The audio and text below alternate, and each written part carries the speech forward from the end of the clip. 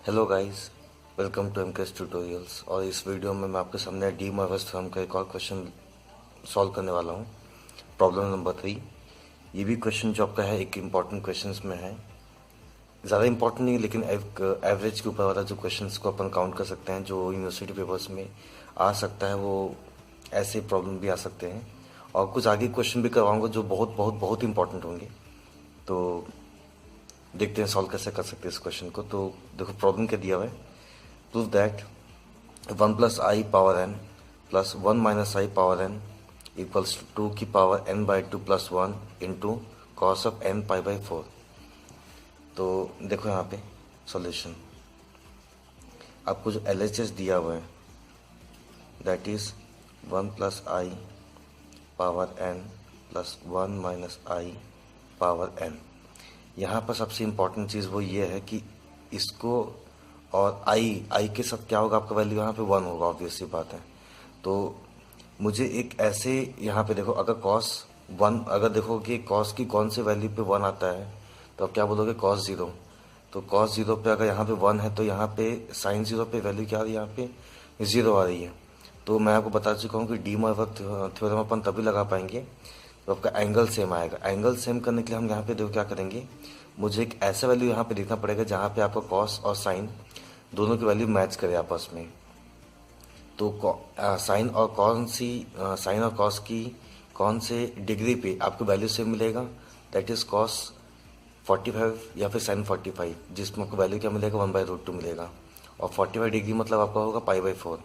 तो यहाँ पे इसको मुझे क्या करना पड़ेगा, मतलब 1/√2 बनाना पड़ेगा, और इसको क्या करना पड़ेगा, अपने 1/√2 बनाना पड़ेगा। तो उसके लिए हमको क्या करना पड़ेगा, देखो मुझे यहाँ पे क्या करना पड़ेगा, देखो यहाँ पे √2 से मल्टीप्लाई करके यहाँ पे √2 से डिवाइड कर लेंगे।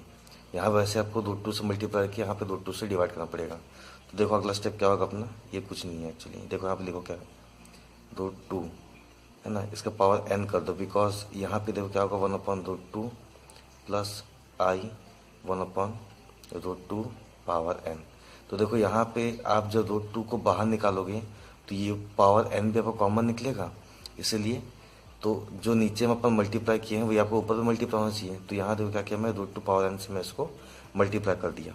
वैसे देखो यहाँ पे तुम्हारा क्या होगा, दिस इज ऑल्सो, देखो क्या बोल सकते हो इसको, √2 power n, this is 1/√2 minus i 1/√2, है ना। जो स्टेप मैं यहाँ पे किया हूँ वही एग्जैक्टली यहाँ पे वही चीज़ को किया हूँ। जब अगर इसको अपन बाहर निकालेंगे तो क्या होगा, आपका पावर n का बाहर निकलेगा तो ये और नीचे का क्या होगा, आपस में कैंसिल हो जाएगा। तो अपने पास क्या आएगा, जो पिछला वाला वैल्यू था, ठीक है। अब देखो इसको हम क्या लिखेंगे, √2 पावर n, इसको कॉमन ले लो।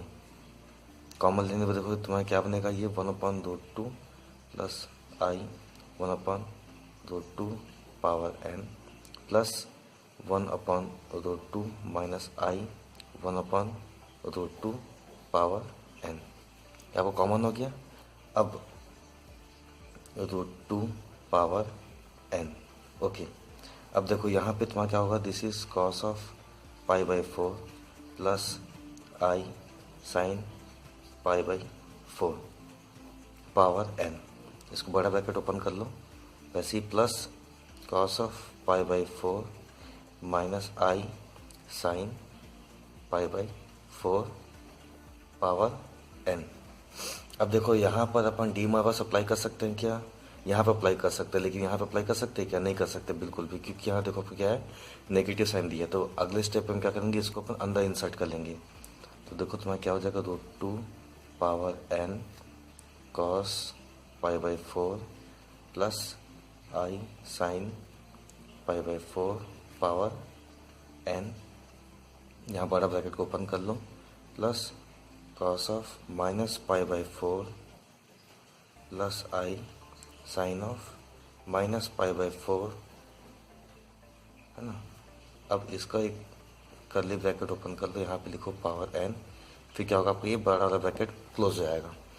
आपको समझ में आ चुका होगा कि इस स्टेप में मैंने क्या किया है। इसको जब मैं अंदर लेके आऊँ तो दिस विल बी माइनस π/4, तो जो एंगल यहाँ पे होना चाहिए वही आपका एंगल यहाँ पे होना चाहिए, ठीक है। तो cos of minus theta is cos theta, है ना। तो ये वही वाला स्टेप वहाँ पे इम्प्लीमेंट किया हूँ। अब हम क्या करोगे, आप डी मोइरस थ्योरम को अप्लाई कर लो। From de Moivre's theorem, from de Moivre's theorem, देखो क्या होगा आपका यहाँ पे, √2 पावर n हो गया। अब देखो यहाँ पे क्या होगा तुम्हारा, cos ऑफ n π/4, जितने भी एंगल्स हैं सब में आप क्या करना, n को मल्टीप्लाई कर लेना, plus i sine n times π/4, यहाँ पर n है, ओके, दिस इज n π/4। फिर देखो यहाँ पे तुम्हारा क्या होगा, cos ऑफ -n π/4, इसको ब्रैकेट में रखो, वैसे i plus i sine n है ना, माइनस यहाँ पे रख लो, दिस π/4, यहाँ पे बड़ा लो ब्रैकेट्स, उसको ओपन करके यहाँ पे क्लोज भी कर लेना। आपको ध्यान रखना भाई ब्रैकेट्स का भी, ब्रैकेट को अगर आप ठीक से क्लोज नहीं करोगे तो उसका आपका नंबर रिड्यूस हो जाएगा। ओके, अब देखो मैं यहाँ पे इक्वल्स टू लगा रहा हूँ, यहाँ पे कोई बच्चे इक्वल्स टू अगर आप इम्प्लाइज लगा लेते तो ये भी गड़बड़ चीज़ है।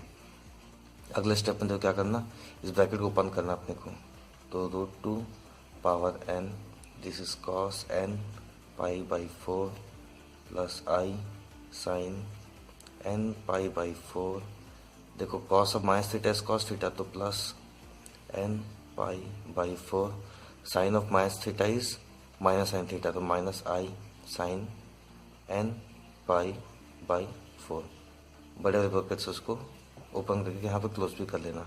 ये देखो आपस में आपको कैंसिल हो जाएगा, तो this is left with 2 power √2 power n, तो यहाँ में क्या होगा, ट्वाइस ऑफ cos n π/4, ये आपका आ गया।